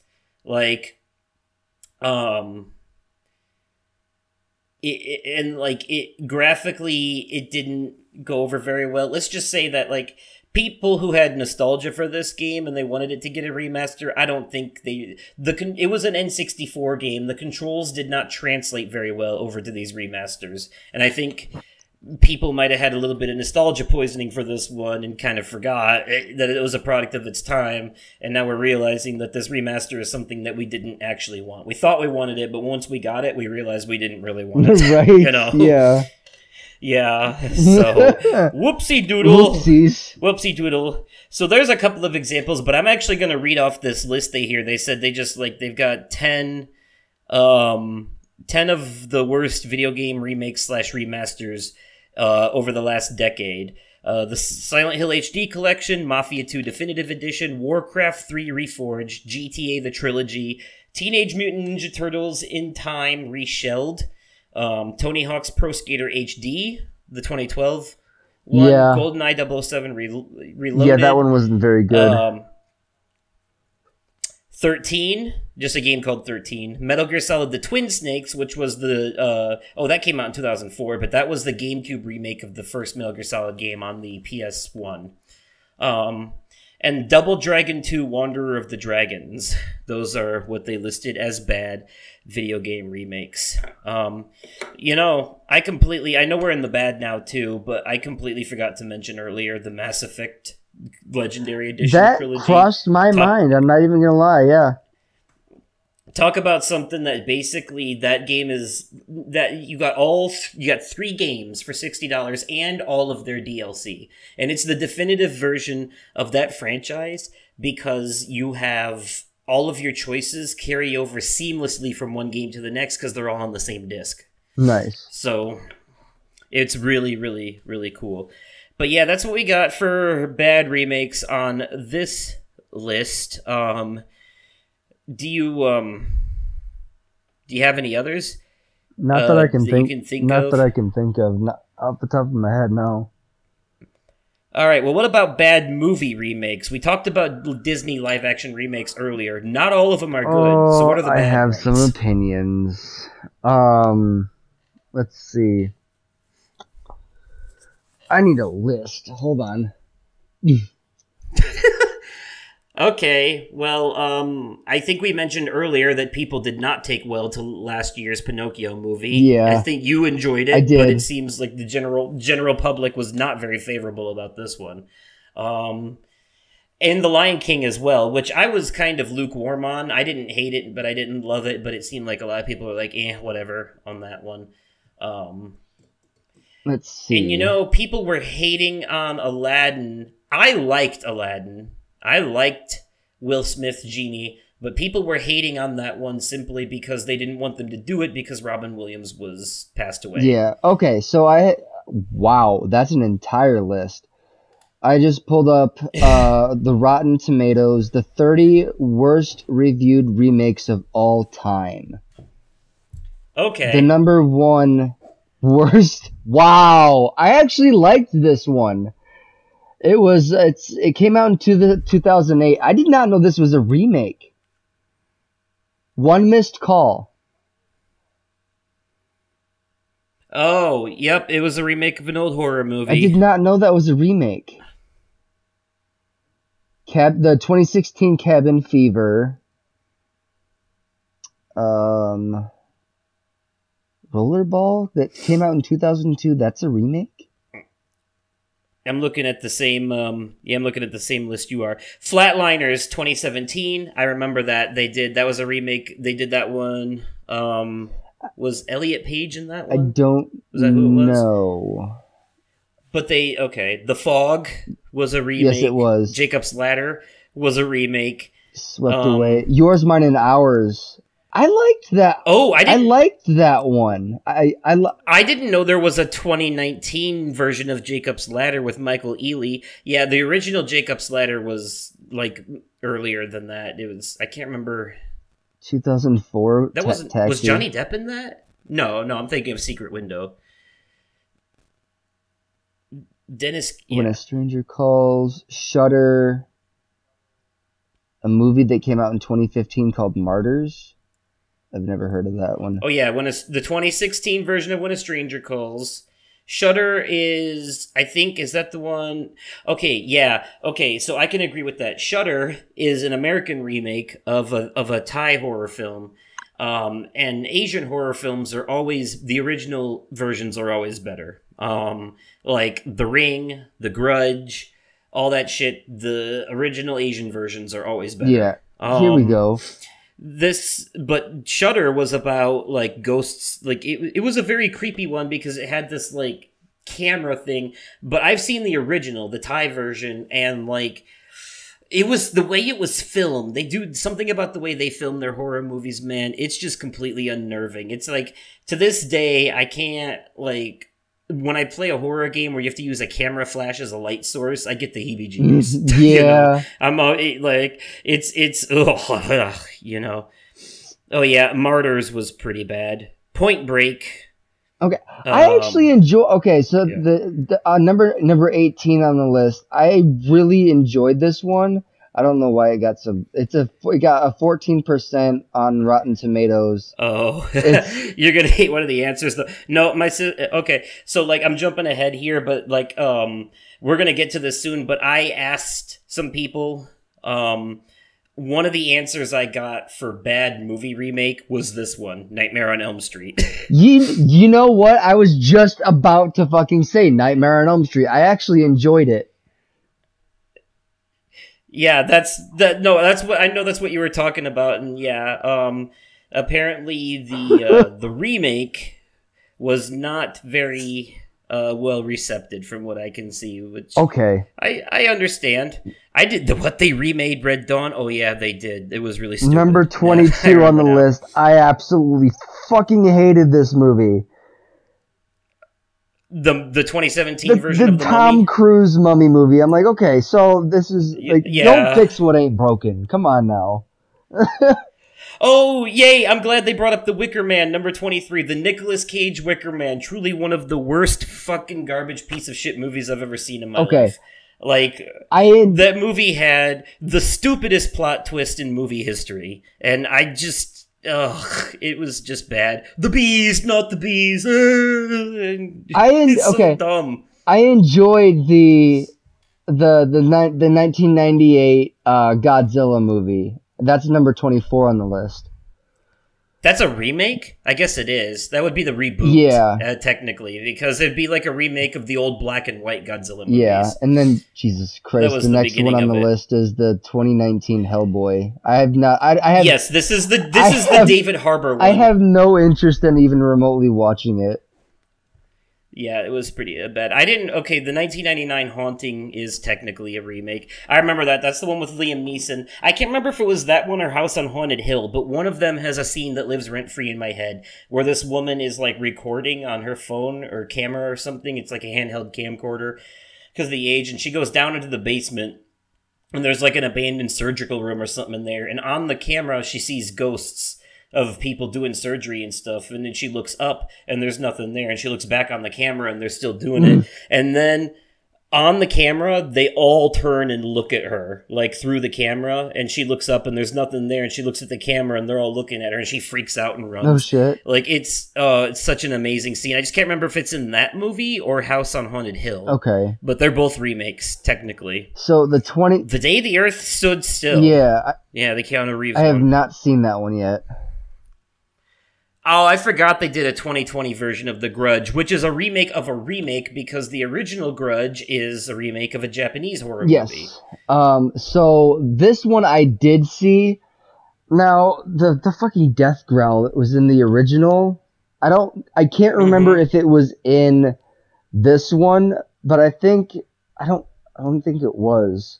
I think that's why it was so easy for me to watch this one, because that sound fucking makes me cringe every goddamn time. Yeah, without that sound, it's just not as scary. It's not The Grudge. Yeah, no, it scares the ever-living hell out of me. I didn't realize... Yeah, me too, but that's what makes it such a good horror movie. Let's see, The Tourist with Johnny Depp and Angelina Jolie. I didn't realize that was a remake, but yeah, I also remember that movie not being very memorable. I watched it and I was like, okay, well that was a movie. And then the 2006 Pink Panther with Steve Martin. I liked that one. I thought it was funny. I did too. I thought it was funny. I like that too. That's a fun family movie, but you know, but at the same time, I get it. I get why it's on that list, but I did like it. But you know what? It's okay to like things that aren't good. Yes. And it's okay to not like things that are good. Right. You know, it's just as long as you can recognize it. Yeah. Okay, well, I guess that brings me to my next point then, because we talked about the good and the bad in video game and movie remakes, at least as far as we're concerned anyway, and I guess we looked up some lists, so I guess as far as the general public's concerned as well.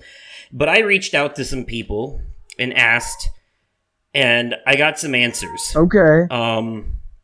I reached out and I asked people if they could come up with one good and one bad example of a movie or video game remake. Okay. And I got some answers from people, and I got several answers from some people, but I will start here with my good friend Dylan, Funky Hurdles. Yes. Who said that the Cheaper by the Dozen remake is the biggest piece of shit that he's watched in Oh my a while. god, I fucking hated it.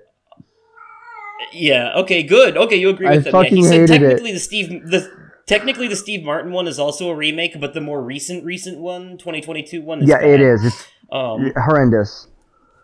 Don't fix what ain't broken. He said, for good, he said, Evil Dead 2 is a sequel to Evil Dead, the first one, but it's also sort of a remake.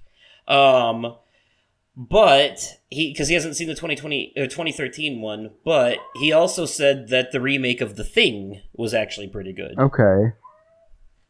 The Thing, you know, the one about the thing that's hunting people in that, like, Alaskan, like, they're, like, stranded in this... I've not seen it. I can't... it's a classic. It's definitely one of those, like, you've got to... This one's got to be in your horror repertoire, because it's, like, anybody calling themselves a horror fan has to see The Thing. Yeah, I need to watch it then. You know? It's body horror. It's body horror. Okay. It's that kind. Let's see. My friend Mythos, a good friend of mine who watches a lot of my YouTube videos, not all of them, but damn near. Been a very loyal fan for a while. He's Darklight Dreamer's brother, if you remember Darklight Dreamer. No. Raz. And he may have been from a time that you weren't aware of, but yeah. He said that he thinks that his the Final Fantasy VII remakes and the Resident Evil 2 remakes, he enjoys both of those as far as video games. Okay. He said, as far as ones he didn't like or maybe was disappointed, he said, I guess the only one I can think of is remembering how disappointed I was when Bionic Commando got remade. It was an old NES game back in the day, so it's not like the original had stunning graphics or groundbreaking gameplay, but I do remember it as a fun little shooter with some cool mechanics. It had some cool weapon upgrades, and it was fun using the grapple arm in-game. I was working at GameStop back when it released and hyped it up so much to my customers because of my fond childhood memories. I think it's one of the classic NES games I actually finished. I imagine how disappointed I was when it felt like a sad, mixed ripoff of a bad Spider-Man game and every bad shooter game from the early 2000s. Okay. Its guns were all sad, weak noises, they had no kickback, and there were zero effects that made any of the guns look or feel cool or powerful. It was like a few different flavors of pea shooters. The combat just felt flat, the grapple arm was pretty cool, but much like some of the movie tie-in Spider-Man games, the physics for the swinging felt clunky. Definitely not smooth like Arkham Asylum or Ultimate Spider-Man. This was certainly not the hit from my childhood that I was hoping for. Oh, and the writing/voice acting was so bad, they were definitely trying to be super edgy, and it was so cringy. But that was also a lot of games in the early 2000s. Okay. Is what he said. I don't mean to interrupt this segment, but that just made me think of another really bad remake. Okay. So I loved the games, the Road Rash games on the Sega Genesis. Remember how you could just ride your motorcycle and kick or hit your opponents to try and get them off the track. They kind of remastered it, not remastered, kind of like remade it from the ground up for the PS4, and it is nowhere near what it used to be. And I'm super friggin' disappointed. I'm glad I only spent like $5 on it. because there's no way in hell I would have paid 60, $70 for this, and I would have like immediately, I would have asked for a fucking refund. Not even gonna lie. I want a refund. I didn't like the game. That's fair. Hey, a lot of digital storefronts are starting to implement more refund policies now, but it's done in a way that you can't abuse it, right? So like on Steam, if you buy a game and you end up not liking it, if you've played it for less than 2 hours and owned it for less than 2 weeks, you can get a full refund. Oh, nice. Yeah, but you have to meet those stipulations. You can't just like play like a 40-hour RPG in under a week and then be like, yeah, I want a refund. I beat the game. I want my money back. No, because you got your money's worth. They're not going to refund it because you played the whole thing, at that point. So, but anyways, okay, so I got an answer from Ryan here. Oh, okay. Rayquaza, RMK Buried Alive on Twitch, brother-in-law. He says, I know it's not a true remake in every sense of the word, it's a reboot, but God of War 2018 as a reboot/soft reboot of the franchise was perfect. I really loved the Halloween 2018 remake as well, although that kind of falls more into the same category. As for bad, he said, I gotta go for the Pokemon Let's Go Pikachu and Let's Go Eevee games. None of the good outshone the bad in those games. And I feel him on that a little bit. I'm not gonna lie. I have Pokemon Let's Go Pikachu for the Switch. I kind of like it. But I'm playing it with a big-ass nostalgia goggles on. So the thing that I'm pretty sure he doesn't like about it, and most of the fan base doesn't like about it, is actually what I do.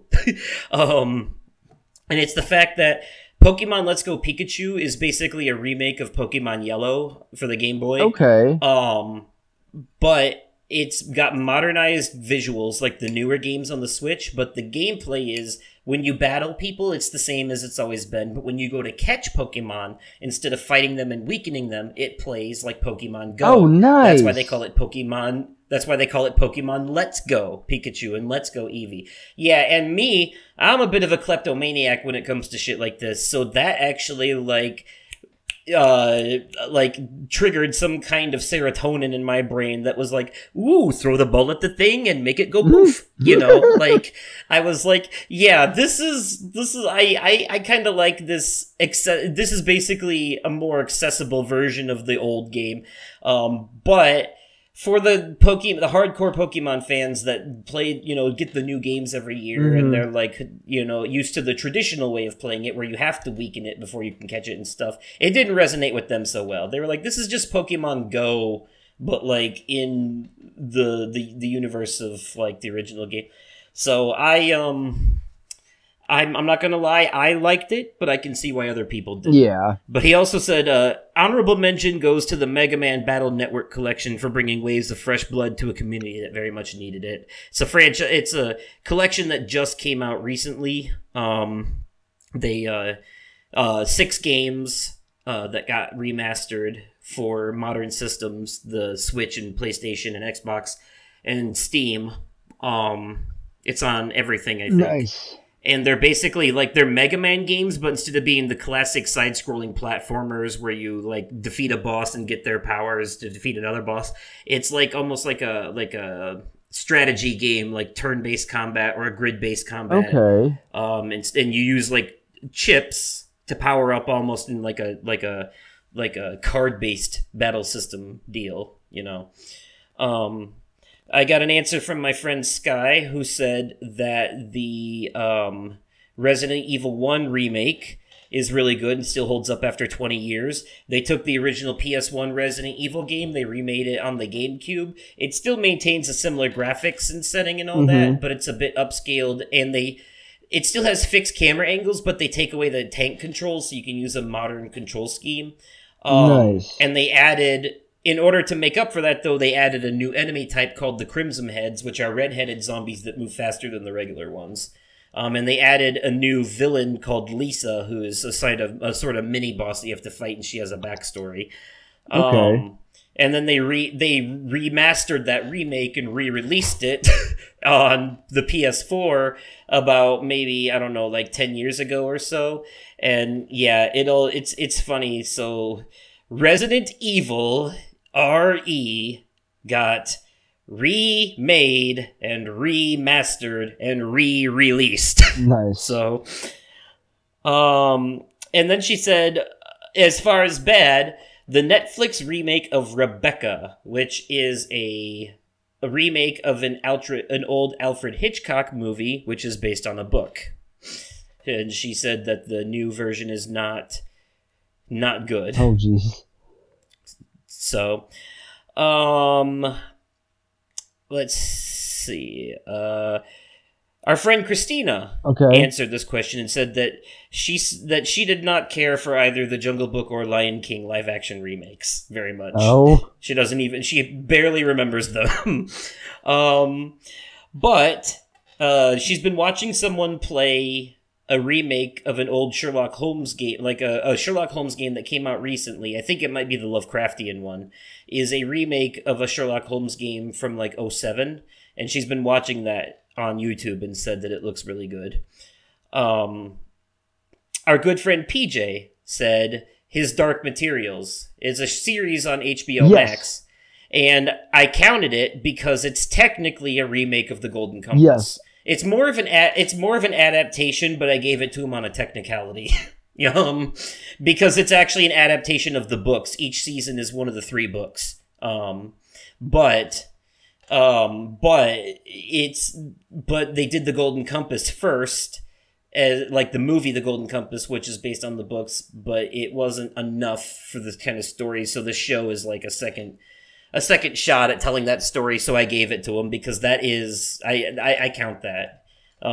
He didn't have a bad example. Okay. Kenny, our friend Kenny, said that Welcome to Raccoon City, the Resident Evil based movie, was pretty bad. I've heard horrendous things about that. He did not much care for that. It's basically a retelling of the first. I think I would consider this more of an adaptation, but I gave people some leeway on this.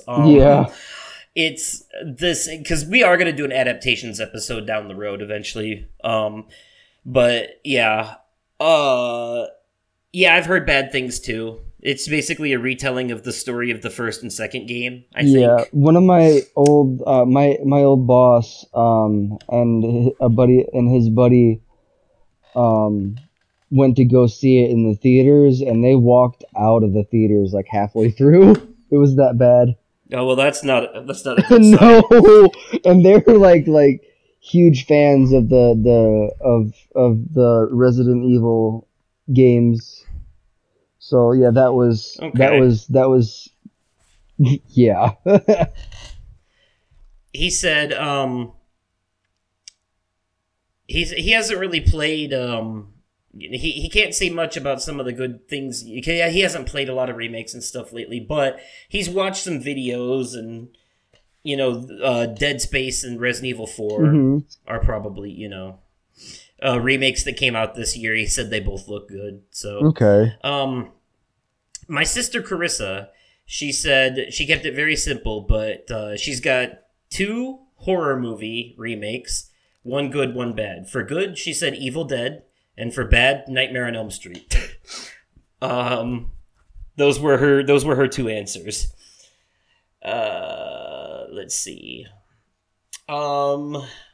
That now I got an answer on Twitter as well, which I'm surprised, but I did get one, and I got an answer from Aaron Schweitzer at Schweitcastle, who he was running the CinemaSins podcast for a little while when they let one of the fans take over. He was doing that. They're doing something different now, but shout out to him because listening to him do that podcast kind of like gave me the bravery to kind of do it myself. I was like, well, okay, this is... But anyways, he had all good answers. He said that these were all things that he enjoyed. He didn't have any bad examples for me. So his answers for movies: Casino Royale, The Planet of the Apes, Caesar Trilogy, 12 Angry Men, The Departed, and 310 to Yuma. are, in his opinion, all good remakes. Yeah. Movie remakes. Video game remakes that he enjoyed, or reboots or whatever: Tomb Raider, Call of Duty Modern Warfare, the more recent one that is a remake of the original Modern Warfare, Resident Evil 2, Destroy All Humans, the Crash Bandicoot trilogy, and Tony Hawk Pro Skater 1 and 2. Okay.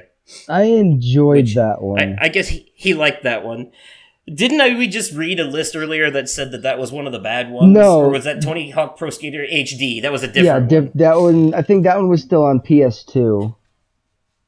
Okay, I know what you're okay, I see now. So those were the answers that I got. And if anyone else who is listening to this would like to provide some answers that I can read in the next episode, I would be happy to read more of them. If you could either leave a comment down below if you're watching this on YouTube, or if you're listening to this on one of the many platforms that this podcast is available on, including Spotify and Apple Podcasts, you can email me at mroversoul53@gmail.com. That's mroversoul53@gmail.com. Send me those answers and I'll read them in the next episode, or find my tweet and respond to it. So, all right. Well, Nick, before we wrap up here, do you have any finishing thoughts on the topics of remakes and remasters? Or before that, actually, let me ask you a quick question. What makes a good remake to you when it comes to a movie and a video game? What do you want out of your remakes? Okay. You know, in the future, what do you want to see them do to make sure that they don't fail? Okay, so if we're talking about like a movie remake, say, let me see if I can come up with an example. Oh. Let's be more specific then. You brought it up earlier, Lilo and Stitch. What would make or break this remake for you? Okay, so what would make it for me would be to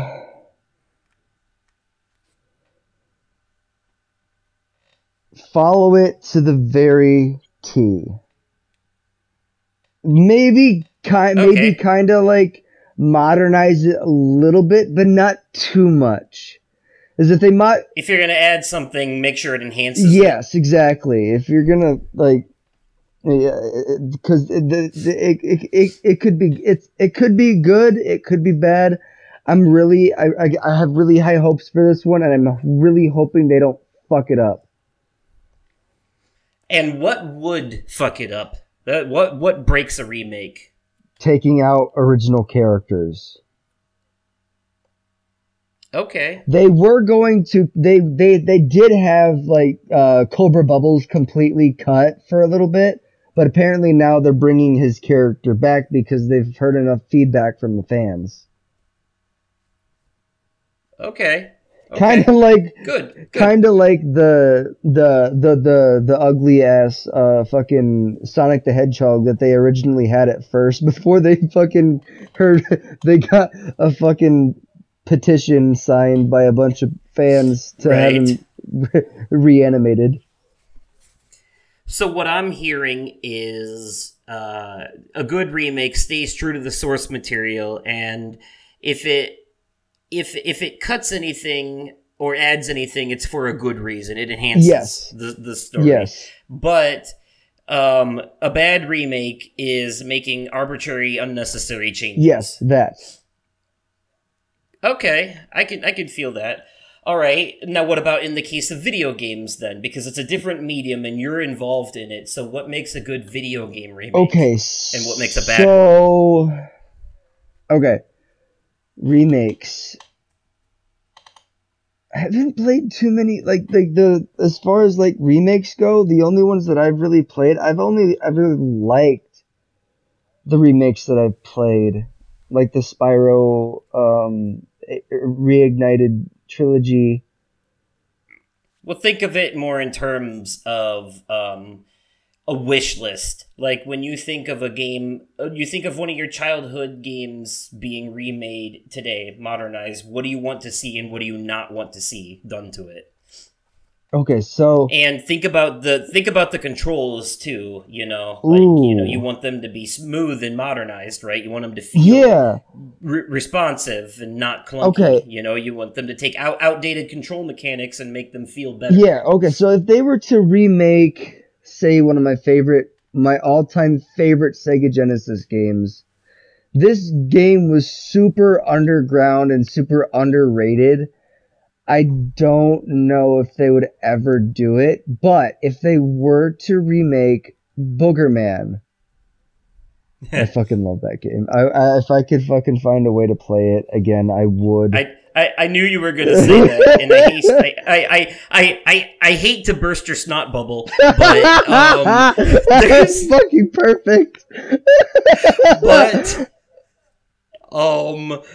But I don't think there's a lot of clamoring for a Boogerman remaster or remake out there. You know what I mean? I haven't seen many people kind of. I could see them wanting an Earthworm Jim one. Yeah. Or Toe Jam and Earl. Yeah. I don't know so much about Boogerman, but please continue. This is a hypothetical scenario after all. Yeah. No, if they were to remake it, I'm sure that they would obviously like remaster like the graphics and whatnot. I would like to see them kind of like do more with it. Instead of it being a side scroller like Sonic the Hedgehog or like Mega Man, make it like they did with the Sega Genesis like 3D Toe Jam and Earl. Oh, okay. More either so like a 3D platformer or maybe even like isometric. Or like Sonic 3D. Like they did with Sonic 3D in on Sega Genesis. Ah, okay, but less ugly and with better controls. Yes. Yes. Yeah. Sonic looked like he got put through the ringer in that game. Yeah, he did. I'm already too old for this shit. Sonic's never looked better, though. I've been watching the Game Grumps play Sonic Frontiers, and, Sonic finally hit puberty after all this time, so his voice is deeper, but, he got a different voice actor is what it is. But, man, I don't know. I don't care what anyone says. Sonic will always be Ben Schwartz. So, yeah. But man, Sonic has experimented with a lot of different things. He was a werewolf, he was a knight, now he's whatever Sonic Frontiers is, he's like fighting in cyberspace, and it's like Breath of the Wild meets Shadow of the Colossus. Interesting. But with Sonic speed. It's so weird. Oh. But, okay, so a good remake, you're saying, would modernize not only the game controls and the graphics, but maybe even change the overall gameplay style to make it more accessible to a modern audience. Yeah, like you're saying, take a side scroller and make it a 3D platformer instead. Yeah, that kind of thing. Yeah. Kind of like I could see that, but like keep it as true to the the original like story as possible. Okay, no, but what would be the worst way to remake a game like that? What would be like? How could they mess it up? Example. It would be the Disney classic Aladdin and Lion King. Right there. Doing it exactly the way it was when it was originally out and making it extremely difficult. Oh, yeah, keeping it true. Yeah, there's definitely an argument to be said about I am 100% in full support, and I know that it's, a lot of people with their... A lot of people, some people like a challenge, and I get it, and it's about the artist's vision and all that, but I think all games should have accessibility and difficulty options. I don't care what they are. Yeah. I'm not a fan of gatekeeping games behind challenge walls. Nope. I think that art should be available to all. Exactly. You know, I don't think that art should be locked behind a box of... The challenge should be optional. The challenge should be for the people who want to be challenged, but for those who want to enjoy the story, there's that too. And I know you can just watch the cutscenes on YouTube and all that, but it's not the point. Being a part of it is the point. Yeah, you know? Exactly. Yeah. So, but that's a discussion for another time. I could do a whole episode about gatekeeping, honestly. But okay. All right, so there we have it. There's our topic of the remakes. So, wow, that was a chunky discussion. Yeah, it was. But I'm glad we had it. I knew this was going to be a good one. Yeah, I enjoyed this one. Yeah, me too. This was kind of like our 2022 year in review episode. Mm-hmm. So, once again, folks, yeah, let me know at the things and stuff that I said before about your favorite and not so favorite remakes, reboots, remasters, yada yada. I'll read your answers in the next episode before we get into next episode's topic when we do that one. Mm-hmm. And anyways, that'll be it for this episode. Thank you all so much for listening and or watching. If you're watching this on YouTube, click that like button. It helps with the algorithms. Absolutely. Share this with your friends. Tell them about it. You know, tell them, hey, do you like nerd culture stuff? You like a couple of geeky weirdos talking about movies and video games and shit? Then you might want to listen to this because, you know, if there isn't already 100 other podcasts just like it out there, right? Then you might find some joy in it. Mm-hmm. Anyways, but yeah. I am Justin, aka Oversoul, and you can find me at Oversoul53 on Twitter and here on the YouTubes, and he is Nick, aka The Vaping Fiend, and you can find him at The Vaping Fiend on Twitter and Twitch. And did you change that on PlayStation now too? I did, yes. It is now The Vaping Fiend on PlayStation Network as well.